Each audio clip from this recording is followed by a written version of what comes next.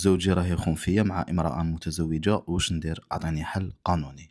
قانونيًا ما كاش واش يمنع إنه إنسان متزوج تكون عنده صديقة تمدلو دراهم ولا تسلفلو دراهم، قانونيًا راني نحكي، ما تجوني لا من الجانب الديني لا من الجانب لو كان حنا نسا جات فينا نتوما رجال ديروا حالة.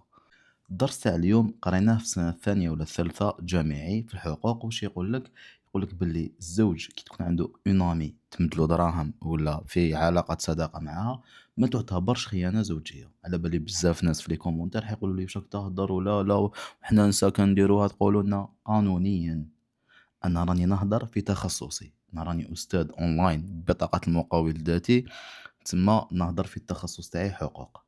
هنايا في هاد الحالة واش تقدر دير؟ تقدر تشكي إذا كان عندها دليل تاع الصح بلي كاين جريمة الزنا، يعني علاقة صداقة ولا علاقة قرابة ولا تسلف له دراهم ولا تمدلو بيناتهم نورمال. الخيانة الزوجية في القانون الجزائري ما كاش مصطلح نص على خيانة، كاين مصطلح واحد ووحيد اللي هو جريمة الزنا. الحاجة الدوزيام قالت لك مدت له دراهم، حبت يتم ولادي دركا، واش هما الإجراءات؟